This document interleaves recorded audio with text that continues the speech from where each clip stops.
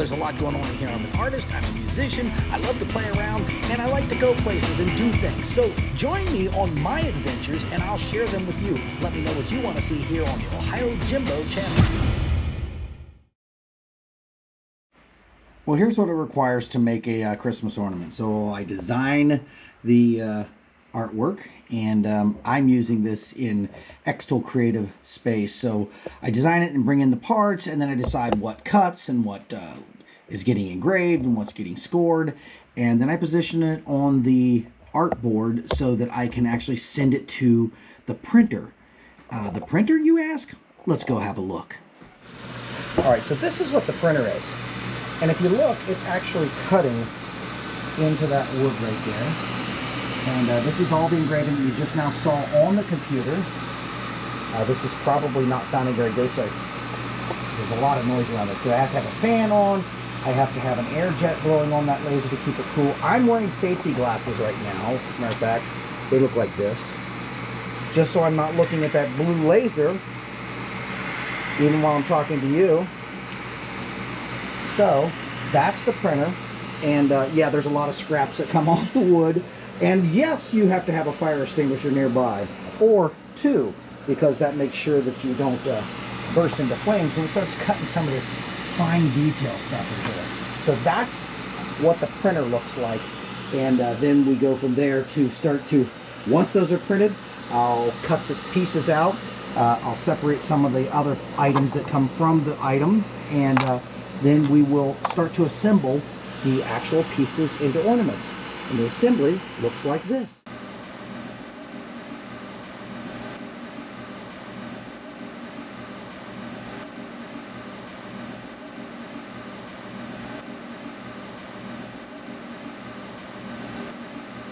After it's done, the laser's all done cutting, I have a couple different things I have to do.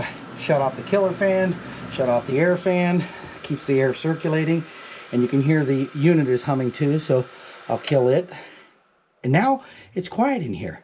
And here's the part where I start to do the assembly, because after you laser etch all of these, the design set, and you set the cut and the depth and the distance, you literally have to start to weed these out. So some of them come out free, some of them fight a little bit. Looks like a lot of them came out. This one here is not quite all the way out, so there might be a cut differential in this wood here. And you can see that on the back, I'll show this to you. On the back here, you can see how it's got a piece that never got cut for whatever reason. So that one's going to make for a little bit of a challenge for when I go to piece it together. So I'll take that out. I'll start to pull these pieces. And again, this is one you can see where some of the cuts are in here and some are not. You try to get rid of some of the extra weeded pieces, and you have to be gentle with it because some of the pieces could snap, especially like the little tiny reindeer antlers and such. So I pull these apart and I start to take the pieces and I will stack them accordingly. So there's certain ones that have certain pieces that come out, and then other ones. Now this is kind of an interesting thing because I need both of these. I actually cut the circle, and this is what helps this dial spin. And then if you look real close, there is an outside ring on there because I cut two rings on it so that I can have one full length of a cut, the space, so it allows the other dial to spin around it. That's what this one right here is. So it gives it an actual little bit of play room. That's why it spins around as easy as it does. And then this, of course, is the back of them. So I've got the back, and that's one full item. I don't like to waste space, so I create a little bulb every once in a while. This is just an ornament that'll hang, so I put a little hole in there and put some design in it so I can use it.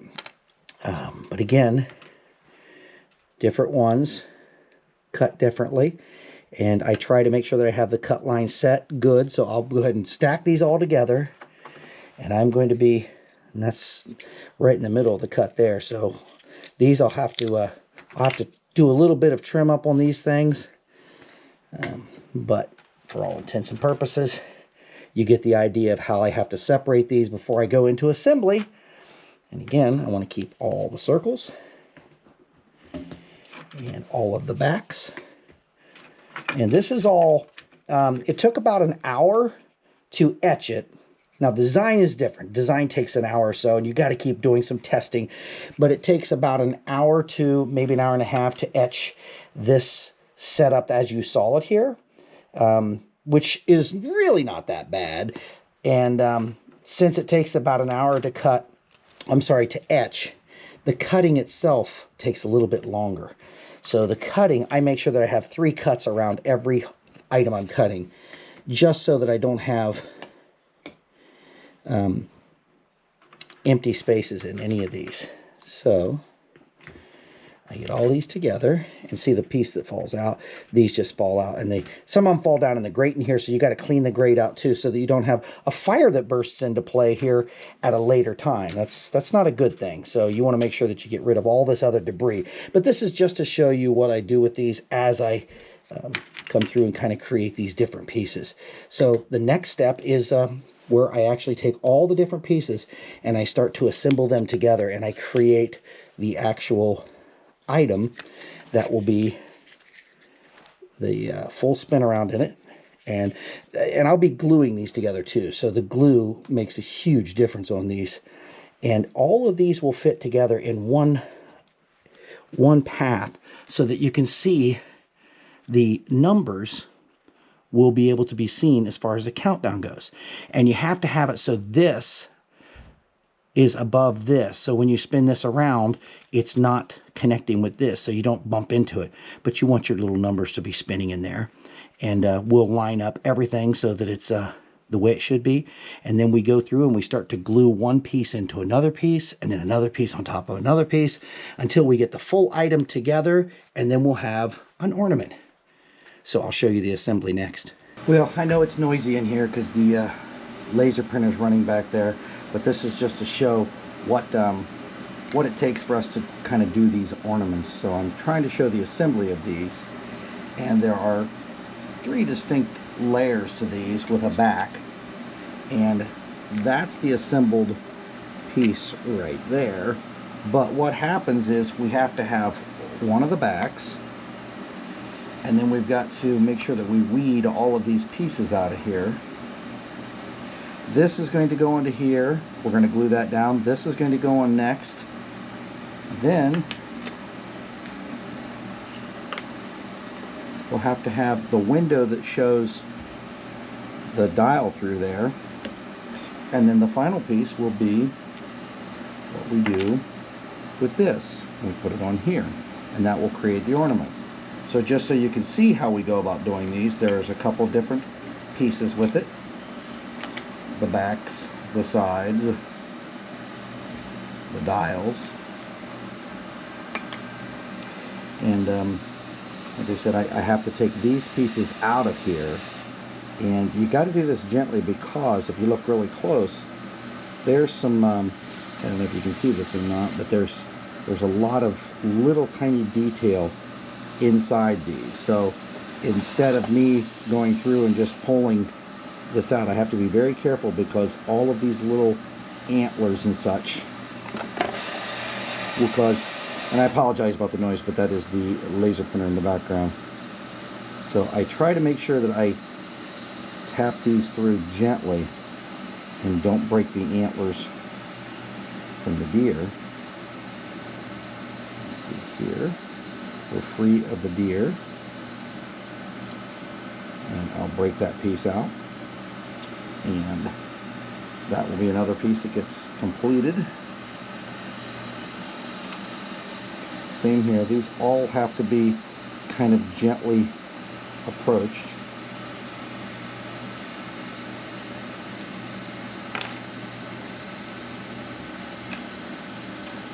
So this is the first steps that I do. I'll take this first piece here, which I've got engraving on the back, so I leave that on the back. It's going to go down. That'll be the back of the ornament. And then I will take glue, and I tap it on a little bit heavy right in the middle, just in the middle. And the reason being is I want it to rise up off there just a little bit. And see, that's going to move around for a few seconds. So what I do then is I take this and position it so that it's right in line, and it'll center that piece. So now I've got the dial laying there not glued. This piece is glued.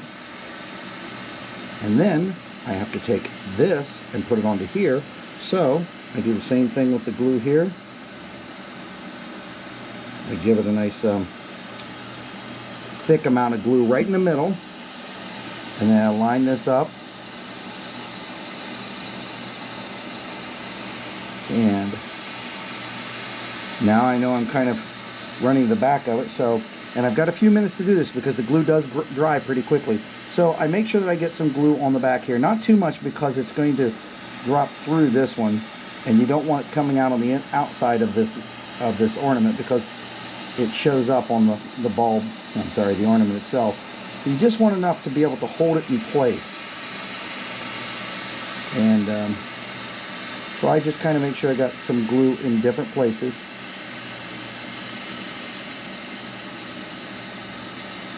And then I'll position it right on top of the other one. There is a tiny little notch up here that shows me right where that one has to be, if you see that. And that assembles that. So this one I will set aside and allow it to start to dry. So once I've assembled them, I'll make sure that I straighten them out and I kind of line their edges while they're still wet so they have a nice smooth outside to them. And I make sure that all of the dials are lined up in here. So once they're all lined up and they're kind of starting to dry, I can always sand the outsides of these when they're done, but this really just sets them into place now. And I don't want to push down on them. If I push down, it'll flatten the glue. When it flattens the glue, the wood will grab together and the dial won't work. So I do this without any nails or anything. This is just so that there's a way that you can dial this and you can actually see the date change, so how many days there are until Christmas. So they're going to dry. We got a few more being made over here to fill some orders. And this right here will be probably another hour before I'll even pick these up. And then I'll be doing the next set of them. Side note is if you want to, you can actually color these. Markers work well, or colored pencils work well. You can actually color and it makes a fun craft. But I think they look good just as wood. So just the different textures of wood. Sometimes I run the grain east to west, sometimes north to south. But for the most part, this is how it will look when it's done. And then I have some ribbons that I put through, but I'll do that after they dry. And then one of the final steps is assembly. We decide if we're going to use gold or silver for the top ribbon. And then we have all the pieces that we start to get ready. And then we get ready to ship them. So that'll be the final step before they end up on somebody's tree someplace. See, just put it in the envelope. Seal the envelope. And take it to the post office.